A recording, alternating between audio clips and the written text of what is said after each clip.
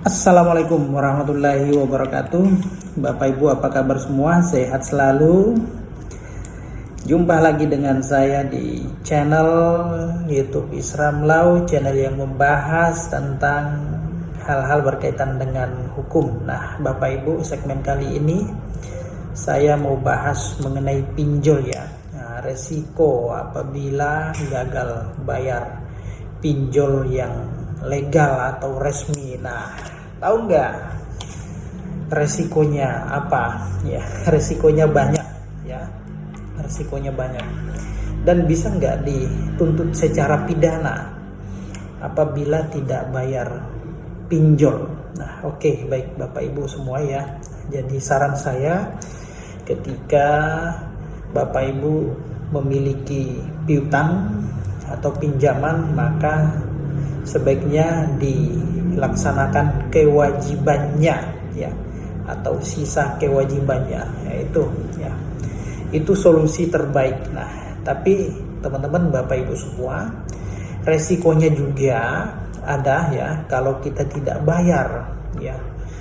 Resikonya apa saja? Yaitu pertama pasti tentu bunga dan dendanya itu ya kian waktu pasti semakin besar atau lebih besar nantinya. Yang kedua tentu hal yang paling dikhawatirkan, ditakutkan, yaitu dikejar-kejar, ditagi-tagi oleh debt collector atau DC ya. Ini yang paling dihindari ya sebenarnya oleh orang-orang yang memiliki masalah dengan pinjol. Nah, lalu kemudian tercatat di lembaga jasa keuangan sebagai debitur yang buruk. Nah, itu ya, punya catatan hitam atau bisa di blacklist Bapak Ibu ya. Nah, itu ya resikonya.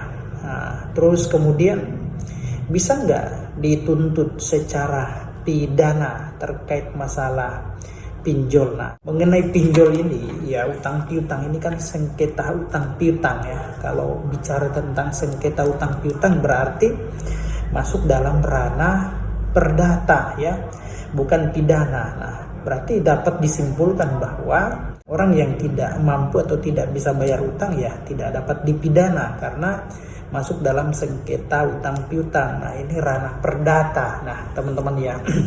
Nah, tentu ya orang yang tidak mampu atau tidak sanggup bayar utang ya ini tidak bisa dituntut secara pidana. Nah, berdasarkan kacamata dari Undang-Undang Hak Asasi Manusia, Bapak Ibu ya, ini bukan bahasa saya tetapi bahasa undang-undang. Nah, di sana dijelaskan dalam pasal 19 ayat 2 ya, Undang-Undang Nomor 39 tahun 1999 tentang hak asasi manusia, bunyinya kurang lebih seperti ini ya.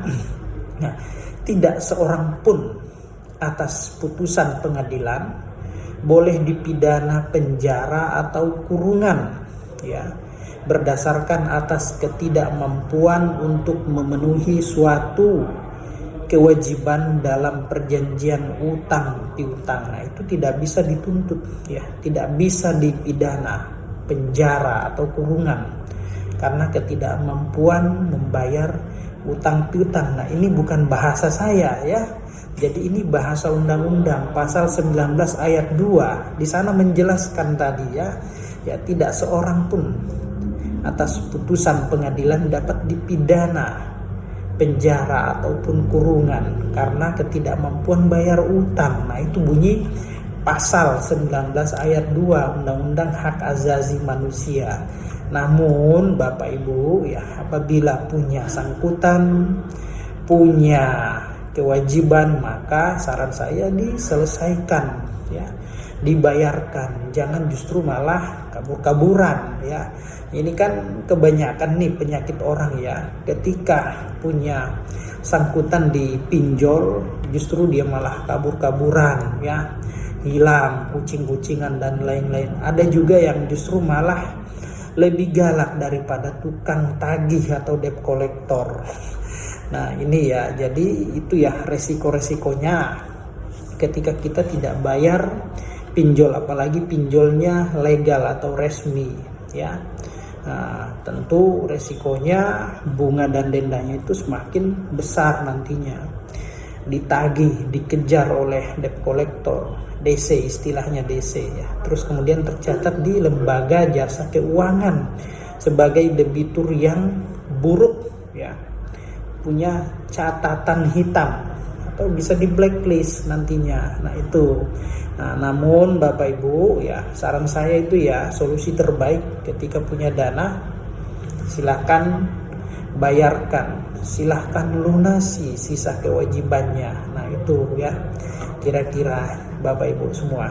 Nah, ada juga yang mengatakan bahwa apakah perjanjian yang ada di aplikasi pinjol itu sah atau tidak, padahal itu kan secara online, tidak tatap muka. Nah ini perlu juga saya sampaikan Bapak Ibu ya, mengenai seseorang atau lebih ya, atau siapapun itu yang telah melakukan perikatan atau hubungan hukum ya, pihak satu dengan pihak lainnya. Nah ini masuk dalam hubungan hukum, hubungan keperdataan ya.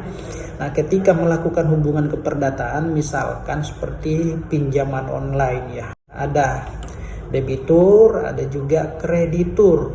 Nah kalau antara debitur dan kreditur ini sama-sama sepakat, sudah sepakat, walaupun misalkan syarat dan ketentuannya itu ya tercatat atau hanya di dalam aplikasi ya, aplikasi ya, itu tetap dianggap sah selama kedua belah pihak menyetujui dan menyepakati syarat dan ketentuan tersebut ya.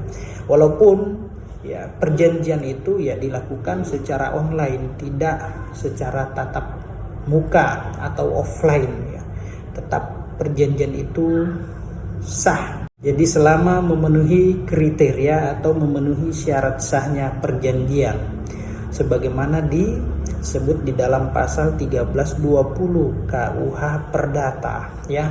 Di sana ada syarat sah perjanjiannya, itu ada sepakat, cakap, hal tertentu, dan klausula yang halal. Nah, selama syarat-syarat tersebut terpenuhi dan tidak ada keberatan di antara pihak-pihak yang telah mengikatkan diri, maka perjanjian itu sah, tidak jadi masalah walaupun itu dilakukan secara online atau berada di sebuah aplikasi online. Nah itu ya Bapak Ibu ya. Jadi ya saran saya jangan mau enaknya aja, giliran mau bermohon ya semua syarat dilengkapi. Nah giliran dalam perjalanannya ternyata ada masalah mengenai keuangan, tidak bayar sisa utang, kabur dan lain-lain. Nah ini yang keliru ya. Nah ini yang keliru, tidak boleh sebenarnya. Oke Bapak Ibu, mungkin itu aja ya mengenai pinjaman online atau pinjol. Demikian.